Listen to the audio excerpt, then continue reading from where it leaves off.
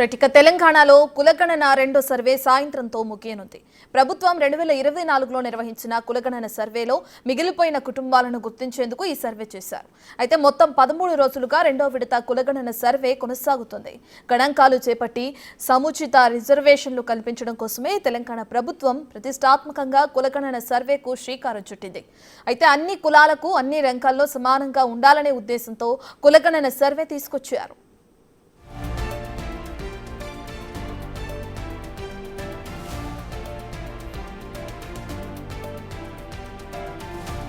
అయితే ఇప్పటి వరకు కూడా మాజీ ముఖ్యమంత్రి బీఆర్ఎస్ అధినేత కేసీఆర్ కుటుంబం మాత్రం కులగణన సర్వేలో పాల్గొనలేదు. ఇటు టోల్ ఫ్రీ నంబర్ కి కూడా కేసీఆర్, కేటీఆర్, హరీష్ కుటుంబం ఎలాంటి సమాచారం ఇవ్వలేదు. ఇదే అంశంపై గతంలో కేటీఆర్ తమ వివరాలన్నీ ఎన్నికల అఫిడవిట్లలో ఉన్నాయని చెప్పుకొచ్చారు. అయితే సర్వేలో పాల్గొనకపోవడంపై సర్వత్రా విమర్శలు వినిపిస్తున్నాయి.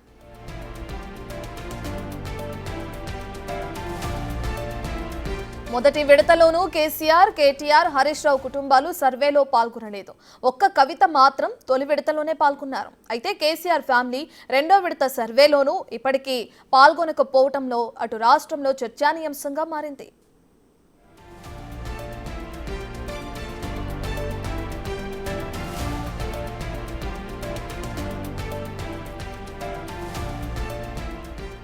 అసలు కులగణన సర్వేలో పాల్గొనేందుకు కేసీఆర్, కేటీఆర్, హరీష్ రావు కుటుంబాలు ఎందుకు ముందుకు రాలేదు? సర్వేని కూడా రాజకీయం చేస్తున్నారా? సీఎం రేవంత్ రెడ్డి హయాంలో జరుగుతున్న సర్వే కాబట్టే పాల్గొనడం లేదా అన్న ప్రశ్నలు రేకెత్తిస్తున్నాయి.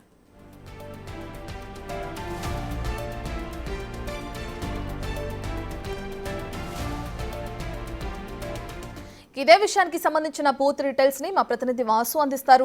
రైట్ వాసు, మనం చూస్తున్నాం కులగణన సర్వే అనేది ఆల్రెడీ ఒకసారి కంప్లీట్ అయిపోయింది. ఎవరైతే పాల్గొనలేదో వాళ్ళ కోసం రెండోసారి సర్వేని మళ్ళీ చేపట్టారు. అది ఈ రోజుతో ముగియనుంది. ఇప్పటికి కూడా కేసీఆర్ కుటుంబంలో ఎవ్వరూ కూడా ఈ సర్వేలో పాల్గొనలేదు.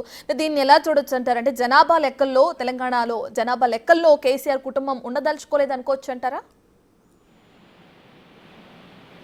ఏదైతే తెలంగాణ రాష్ట్ర ప్రభుత్వం ప్రతిష్టాత్మకంగా చేపట్టినటువంటి కులగణనకు సంబంధించి ఈ రోజుతో రెండోసారి ఎవరైతే మొదటిసారి కులగణనలో పాల్గొనలేదో వాళ్ళకు సంబంధించి రెండోసారి కులగణన కొనసాగుతుంది. ఫిబ్రవరి 16 నుంచి మొదలైనటువంటి కులగణన సర్వే ఈ రోజు 28 కూడా ముగుస్తుంది. కానీ ఇప్పటి వరకు కూడా మాజీ సీఎం కేసీఆర్ కుటుంబ సభ్యులు ఎవరు కూడా ఈ సర్వేలో పాల్గొనకపోవడం రాష్ట్ర వ్యాప్తంగా చర్చనీయాంశంగా మారింది. ఈ అంశానికి సంబంధించి ఇప్పటికే చాలా మంది, ఎందుకంటే తెలంగాణ జనాభా లెక్కలో ఖచ్చితంగా ఉండాలంటే ఈ సర్వేలో పాల్గొనాలి అన్న అంశానికి, ఎందుకంటే మిగతా బీసీలకు, ఎస్సీలకు సంబంధించి రిజర్వేషన్లు సక్రమంగా లబ్ధి చెందాలి అంటే మాత్రం ఖచ్చితంగా ప్రభుత్వ పథకాలు అందరికీ అంటే పేదలందరికీ కూడా సమానంగా అందాలి అంటే ఖచ్చితంగా కులగణనలో పాల్గొనాలని ప్రతిష్టాత్మకంగా ప్రభుత్వం దేశంలోనే మొదటిసారి కులగణన చేపడుతుంది.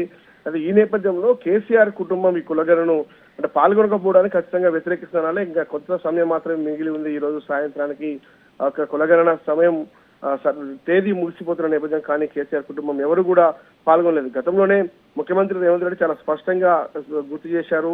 ఎందుకంటే ఒక ముఖ్యమంత్రిగా ఉన్నారు, ప్రజాప్రతినిధులు కొనసాగుతున్నారు, ఒక రాజకీయ పార్టీలో ఉన్నారు.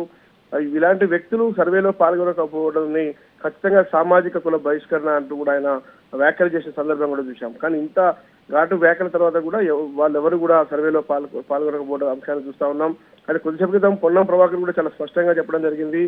ప్రతి ఒక్కరు కూడా తెలంగాణ జనాభా లెక్కల్లో మీ భాగస్వామ్యం ఉండాలంటే కులగణన సర్వేలో ప్రతి ఒక్కరు పాల్గొనాలని కూడా ఆయన పాల్గొనడానికి ఇప్పటికే టోల్ ఫ్రీ నెంబర్లతో పాటు వివిధ వెబ్సైట్లు, మరోపక్క ఎంపీడీఓ కార్యాలయాలు, వార్డు ఆఫీసుల్లో కూడా ప్రత్యేక ఏర్పాట్లు చేశామని కూడా ఆయన మరోసారి చెప్పారు.